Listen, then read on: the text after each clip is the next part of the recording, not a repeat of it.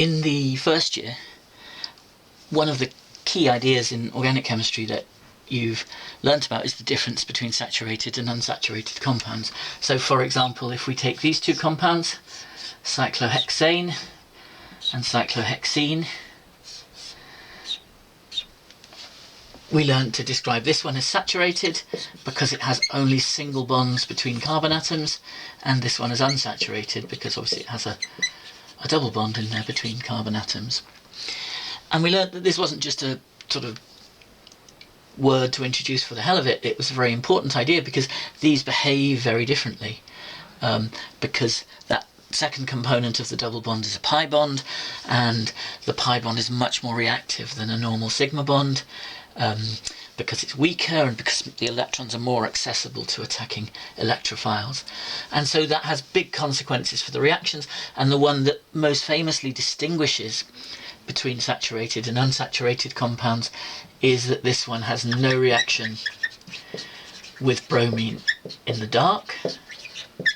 Of course, it can react with bromine in the presence of UV light by radical substitution, but in the dark nothing happens, whereas this one rapidly decolorizes bromine in the dark.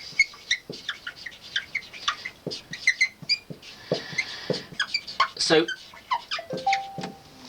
you've learnt about that, and you've learnt to explain this behaviour in terms of these properties of the pi bonds and the mechanism of electrophilic addition. Now, in the middle of the 19th century, people were really just beginning to come around to this idea of describing the structure of molecules in terms of bonds between atoms, and in particular the idea that organic chemistry was based around the ability of carbon atoms to form bonds to one another. And amongst the early sort of proponents of those ideas, there was a German, a guy called Friedrich August Kekulé von Stradonitz, who we'll just call Kekulé for short. And he thought a lot about the sort of theory of how molecules were put together, and in particular he became fascinated by the compound which has the molecular formula C6H6, which is called benzene. And he spent a lot of time struggling to see how you could make the bonding rules work, to make that structure work. And he was the first person to think of the idea that you could have rings instead of just chains and things. And that led him to this suggestion for the structure of benzene. Because you can see that if you have a ring of 6 with 3 double bonds, each of those carbon atoms will have just one hydrogen attached to bring it up to 4 bonds. So that fits the molecular formula. So that was his proposal for the structure of benzene. But there was a big issue, which is that this has no reaction with bromine in the dark. In other words, it just doesn't behave as you would expect an unsaturated compound, which is what that structure appears to be. It just doesn't behave like that. So people were kind of confused, but no one could come up with a better description of the structure for a very long time, and so it just remained a bit of a mystery. And it was only really when the sort of theory of orbitals came along much later, sort of 60 years later or something like that, that people began to see how this might work. So let's just remind you first of all how pi bonding works just in a simple alkene.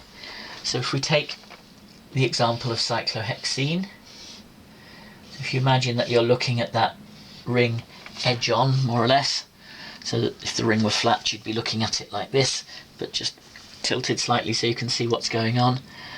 And remember that the way the pi bond works is that you have a pair of p orbitals, there and there, which overlaps sideways.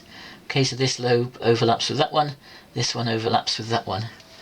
So you can draw the diagram, and remember you always have to label this sideways overlapping p orbitals.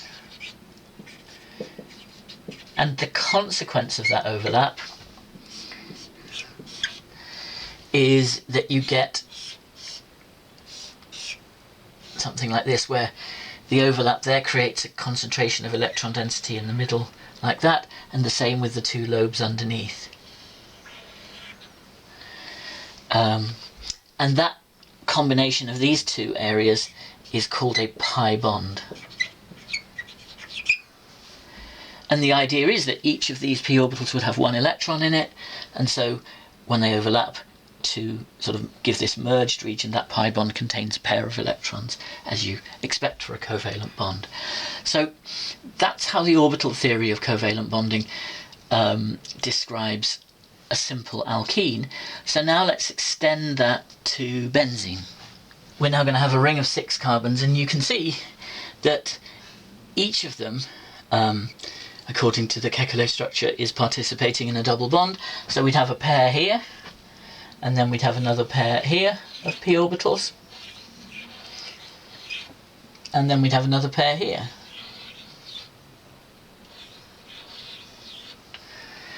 But once you draw it out like that, you can begin to see what the complication is, which is that, you know, if you're this p orbital here, the question is, why should you overlap with that one and not with this one? You know, how do you know which one you're meant to pair up with to form the pi bond? And that leads on to the idea that maybe it doesn't work like that. Maybe actually you get continuous overlap of these 6 p orbitals all the way around the ring. And what that leads to is a structure that looks like this. So again, you have your 6-membered ring, you're looking at it sort of edge on, like that. And the idea is that instead of having this pi bond just between an individual pair of carbons, you're going to get a continuous region of pi electron density going all the way around above the ring, like that. And then another one underneath, also going all the way around, like that. Okay, so it's still they're still pi electrons because they're formed by sideways overlapping p orbitals, but they're now not pinned down in between individual pairs of carbons, but rather they're spread out around the ring, and we call that a delocalized pi electron system.